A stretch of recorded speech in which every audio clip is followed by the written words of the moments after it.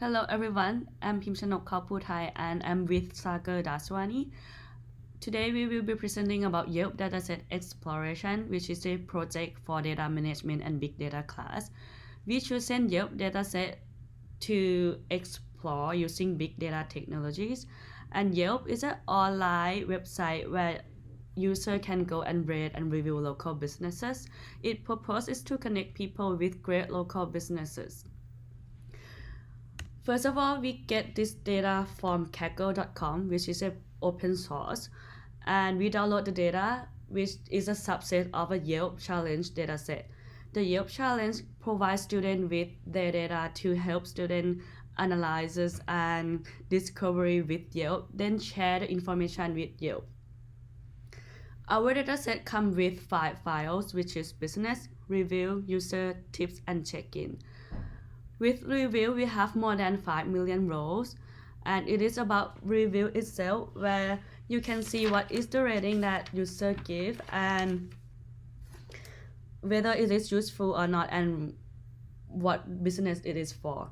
Then for the business is the description of the business, like what is the name, what is the location, and whether it's open and categories of it. Then the user is basically the user information, like when did the user join Yelp and how many reviews has that user made.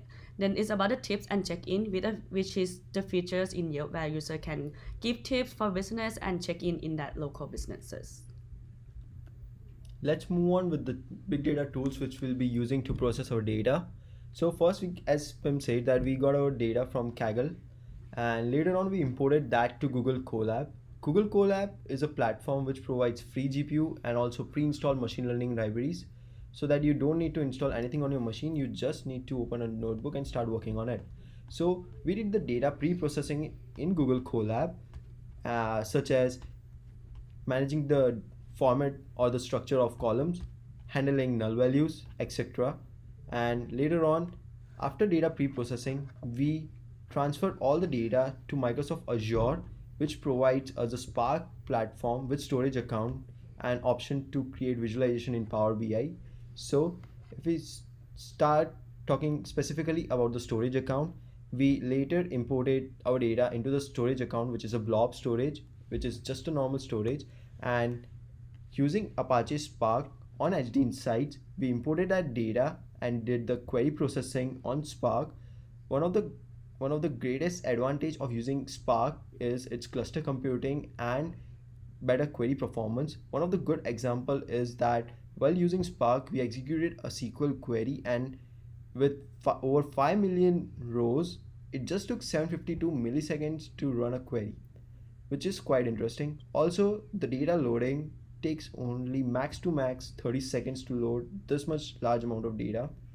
Later on, we provided our visualization in Power BI, which is a good tool to analyze and see the data with an interactive feature. Moving on to Power BI, we create a number of reports which later we publish it in Power BI web service and then build a dashboard for it. So now we will move on to the dashboard that we have created. This is the dashboard that we created, where we can see the total review, total business, total user, which is pretty much the overview of the dataset. In here, we can tell that there are more than 1 million users with more than 12 million reviews and more than 170,000 businesses. And we were wondering, like, how many categories are there in this amount of businesses? So we will explore more on the categories of business. We found that when we filter out and see which categories have the most businesses in there, we see that it's restaurant, shopping, and food, which is the top 3, and the rest of them pretty much remain about similar numbers. And from this we can tell that Yelp, with the purpose of trying to attract as much as business it can in the local, the category is kind of spread out. It's not focused or concentrated in 1 or 2 or 3 particular categories. And then moving on to the location, we see that most of the location for business is concentrated in North America. And from this, we see, like, in the future, if you want to expand that business, it can move on to Asia or other part of the world where it doesn't have the business there yet. So let's explore with a specific category as restaurants. So in our restaurants report, we have divided our report in several parts, such as restaurants based on ratings, restaurants based on most reviews, it's word cloud, it's the most rated tip, its location, and a detailed description about the reviews, like is it useful, cool, funny, and the ratings. We have also provided a filter to adjust the rating. You find you wanna look into the particular restaurant based on particular ratings, also based on state as well. So we have created a drop down menu for state in which you can select based on your wish on which state you want to look more into it. So if we start looking to the specific restaurant, let's click on Earl of Sandwich and see how does our dashboard interacts. So from this particular thing, we can see that Earl of Sandwich has 3.7 rating with over 28k check-ins and around 5,000 number of reviews. Also, if you look at the tip, it says amazing best sandwich place you can ever go. So that's provided quite a good overview about that particular restaurant. Also, the word cloud says a lot about that particular business, such as very good sandwiches, it located in Vegas, and etc. The map also shows at which portion of Las Vegas it is located, and that's pretty much about the restaurant. Then moving on to healthcare. The report is pretty much similar to the restaurant report, which is interactive and categorized by rating and most review. Here we have the word cloud and rating and check-in and the tips. Let's see how it reacts when we click. So Fast Med Urgent Care, we can see that it's friendly service and it's nice and something is about the staff. So we can tell like overall perspective business is about, and we can see from the tips that it's always professional, efficient, friendly, and so clean. Now let's move on to the shopping page. We can see that it's pretty much the same structure where it provides you with two graphs, rating and most reviews, and it is interactive. Now let's see how it reacts when we click one of them.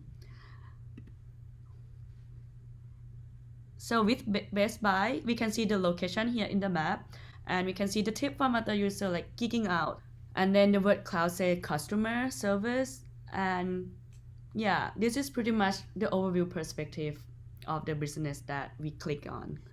Now let's move on to the users.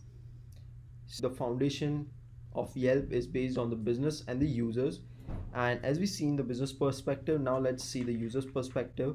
User using Yelp since 2006 till now, and we have created a timeline of people or the users signing on over a period of time. So as we can see that from 2008 till 2016, the graph or the trend looks to be increasing as the number of Yelp users are increasing over a period of time.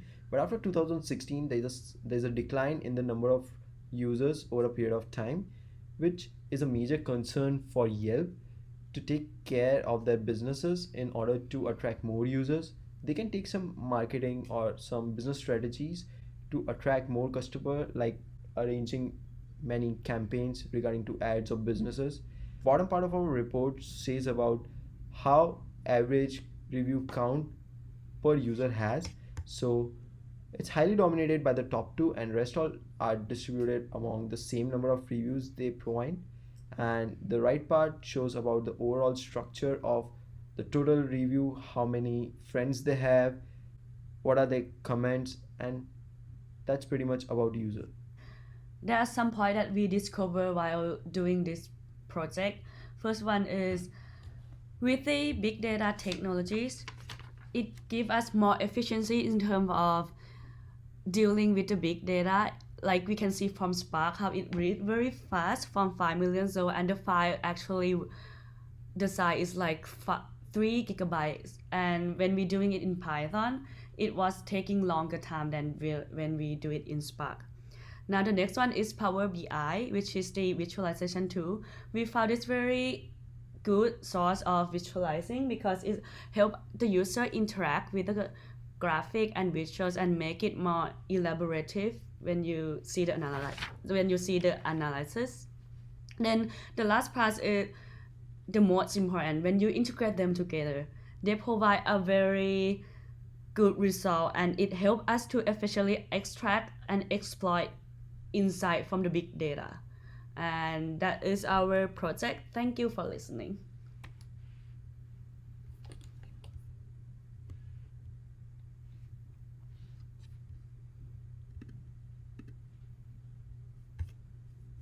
Did it got saved or not?